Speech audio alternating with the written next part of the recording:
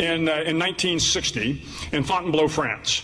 And in 1960, my father, an Air Force officer, was stationed at the Supreme Headquarters, Allied Powers Europe, in Fontainebleau. And it takes place in the Officers Club. And as a young boy of 5 years old, I am watching my father and his fellow fighter pilots tell stories. And as pilots tend to do, and I think all members of the service tend to do, they were great storytellers. And this was, of course, the greatest generation. These were the men and women that were children of the Great Depression. They were children of World War I. All the men went off in World War II and fought, and some of them fought in Korea. And I remember in listening to my father, and he was a great storyteller, but the stories these folks would tell, they were funny, they were poignant, they were inspiring, they were probably sometimes a little embellished, but they were stories, I think, that allowed them to tackle the tough challenges of life. And I remember later in my life, my father turned to me and he said, "Bill, life is all how you remember it." Life is all how you remember it. So these stories are about how I remember my life. So the first story I tell after Fontainebleau is when I'm a young boy of about 10 years old. We have moved from Paris back to San Antonio, Texas, and we live in this small military base housing, an annex. And near the base housing is an ammunition storage depot. Well, this is the era, this is the 60s, this is the era of James Bond and I Spy and The Man from U.N.C.L.E. And at 10 years old, me and a couple of my friends thought it would be great to sneak into the ammunition depot. Okay, I was 10 years old, so give me a break. So we make our way through the woods, and we are all carrying with us various sorts of weapons. My friend has got his Red Ryder BB gun. The other one's got one of the Davy Crockett long muskets. And I have my Roy Rogers pearl handle cap gun. So we get to the fence line, and for some reason my two buddies decided it would be better if I was the one that scaled the fences. So I scaled the first fence. I scale the second fence, and about that point in time, the air police catch on, so they come after us. Well, I scale back over the second fence. I scale back over the first fence. We get into the wood line, and we're bolting. Well, somewhere in that pursuit, I lost my Roy Rogers pearl handle pistol. But I continue on. We get back to base housing, and everything seems to have calmed down. And the day goes by, and me and my buddies are like, "Oh, man, got through this one okay." Well, on Monday, my father, who was working at the base, comes home, and that evening he calls me into the living room, and he says, "Bill, I got a report that some kids tried to break into the ammunition storage depot.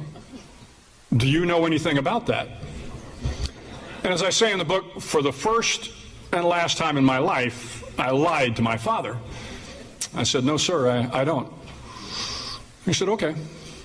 And I kissed my parents goodnight, took my bath, got in bed, and there on my nightstand was my Roy Rogers pearl handle pistol. In the ensuing decades, my father never once mentioned that. And 53 years later, I'm still worried about it. So there was something to be had with that great parenting. So the next chapter I want to talk about is the only easy day. So in SEAL training, our motto is the only easy day was yesterday, because you made it through yesterday, and today is probably going to be a little tougher. So SEAL training is 6 months long. It's in Coronado, California. You know, when you think of Coronado, California, for those of you that have been there, I mean, it's a beautiful resort town. You got the Hotel del Coronado, you got the Pacific Ocean, the beach. I'll never look at Coronado the same way again, because for those guys going through training, it is anything but a resort. But in training, your day kind of goes like this. You start at the crack of dawn. You got about 2 hours of calisthenics. You get a short break. Then you go for a 4-mile soft sand run. Then you get a short break. Then you go for a 2-mile open ocean swim. Then you run to chow. Then you come back, you run an obstacle course. And then you come back after that, and you do another couple hours of physical fitness. And this goes on for essentially 6 months. First phase is 10 weeks long. Second phase, you learn to dive, the self-contained underwater breathing apparatus, and a couple of closed circuit rigs. And the third phase, you go on to do land warfare. Remember, the acronym SEAL is sea, air, and land. So you learn all those skills in basic training. But if training wasn't tough enough, there is a special week called Hell Week, and this is in the first phase of training. Hell Week is about the 8th or 9th week of the first 10-week block. And in Hell Week, we went 6 days with no sleep. and you are constantly being harassed by the instructors. Remember, when I went through, all the instructors were Vietnam veterans. They were crusty, salty old guys, and they did not want anybody coming into the SEALs that wasn't tough enough to meet their standard. And at one point in time in SEAL training, in Hell Week, you go down to what's referred to as the mud flats. And the mud flats were this area where the water from San Diego and the water from Tijuana came and created this slough. And the slough was probably about the size of this area right here. And in the middle of the slough was about 3 or 4 feet deep. So you would go down there and you would have mud wrestling and mud fights and mud relays, and the mud was cold and it stuck to you and you were exhausted. You hadn't slept in 4 days. And this was really where you found out who wanted to be a SEAL, because you were cold and wet and miserable, and it seemed like there was no hope in sight on Wednesday of Hell Week. But I tell the story, at one point in time we had committed some egregious violation of the rules. So all the trainees, there were about 55 of us, were thrown into the mud, and we had locked arms for solidarity. And one of the instructors, he's on the dry side, and he comes over and he looks down at us and he says, you guys doing okay? You look a little tired. Y'all doing? I tell you, we got a fire over here. Got a fire. I think we're brewing some coffee too. We got a fire. Got some hot chocolate for those of you guys that like the sweet stuff. He says, I tell you what, you can all come out of the mud, because I know y'all are having a tough day. Y'all can all come out of the mud and sit by the fire if only 5 of you quit. And this was a technique the instructors loved. Pit the class against each other. Well, a kid next to me decides, hey, it is time to go. I do not want to be a SEAL. He starts to bolt from me, and I'm like, hold on, brother, we're going to make this. He starts to move. And at the end of the line, a kid started singing. And the instructors come up and they start yelling, hey, you, stop singing. Stop singing. But then another kid started singing, and another, and another. And before long, we were all singing. Now the instructors are all on us. They got bullhorns out there yelling and screaming at us. And the singing persisted. And the point I make about SEAL training was, it wasn't the officer that started singing. It was a junior enlisted guy. And he gave us hope at that point in time. And that's what SEAL training was all about. It was finding out where you can find hope in the midst of being neck deep in mud or being cold, wet, and miserable all the time. The last day of SEAL training, we were doing a simple evolution called a helicopter cast and recovery. And so we had made it through training. There were now 33 of us left, and the parents had showed up because the next day we were going to graduate. And so we all get on this helicopter, and the idea was the helicopter went out into San Diego Bay. It's at about 10 feet above. It's going at about 10 miles an hour, and you've got your frogman wetsuit on. You got a pair of fins and a mask, and as the helicopter moves along, you jump out of the back of the helicopter. So there's one stick of 10 guys. It goes out first, and I'm the first guy in the second stick.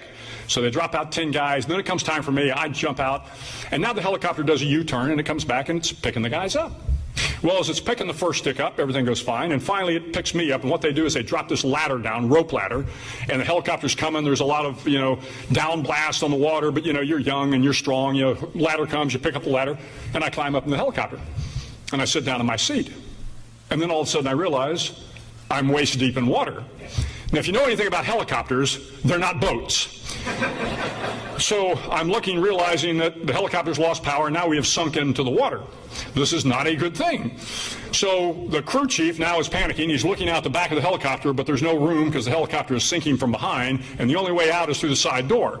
So finally he makes a decision to get us out, and as we're diving out, of course, the blades are turning a couple of feet above. You dive down and start to swim out beyond the blades. And as I get out beyond the blades, the helicopter, the pilot's got no control of the helo. He's water bugging around, and every time I'm swimming this way, he seems to be following me. Finally, we managed to make it out, and the helicopter, God bless him, helicopter pilot was able to beach the helicopter about an hour later. And I remember at the end of this event, one of the instructors coming up to me and saying, well, I hope this isn't an indication of how the rest of your career is going to go. But in reality, it was an indication of how the rest of my career would go. The next story I'll touch on is called The Hand of God. Now I have graduated from SEAL training. I am in the SEAL teams. I am stationed over in the Philippines, and we are doing a hostage rescue training exercise. And we had rescued the hostage, and we were moving him to an airfield to do a C-130 extraction. And Stu knows it well. You come up, the aircraft comes in. It's a blacked out landing field. The ramps go down. The warriors, and we had a mixed group of Australians and New Zealanders and Filipinos and Green Beret. and I am supposed to get on one of the helicopters with the hostage. I'm escorting the hostage. One of the C-130s. But at the last minute, for whatever reason, myself and the colonel, who was the hostage, we do not get on that C-130. An hour later, that C-130, Stray 59, crashed and killed everyone but one person. And the story, the point of the story, was you begin to wonder why. These were great men. Their families wanted them to live long lives, but for some reason, their lives were lost, and some of us were spared. And you begin to wonder about the hand of God. Why did it turn out that way?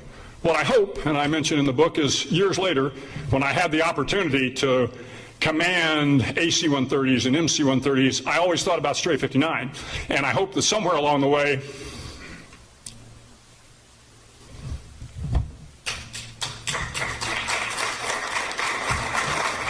somewhere along the way, lives were saved.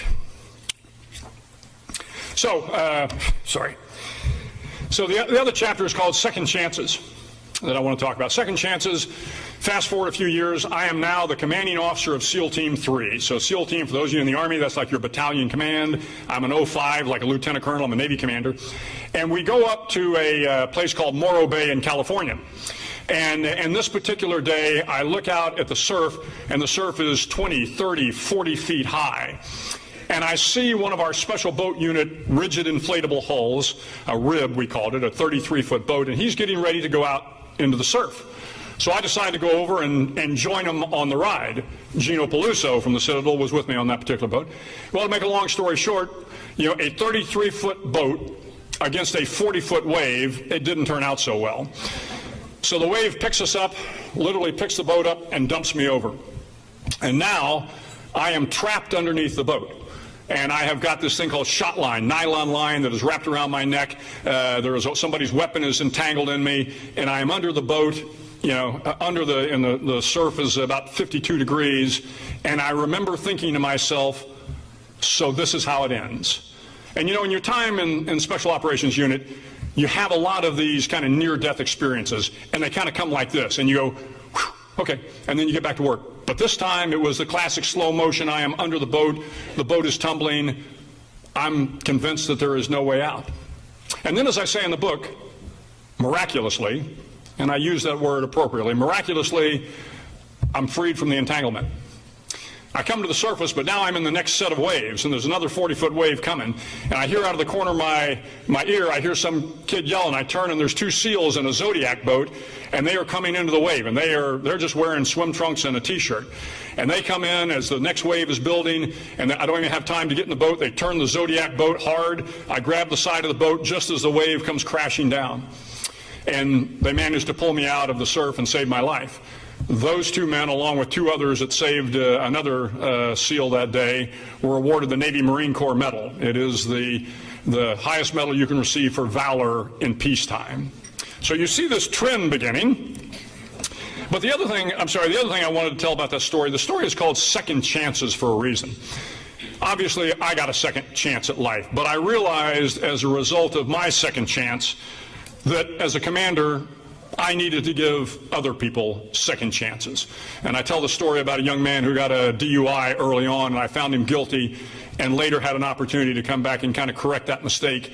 That young man went on to lead troops in Iraq and Afghanistan, for which he received the Bronze Star and saved a lot of other lives. Give people a second chance when you get that opportunity.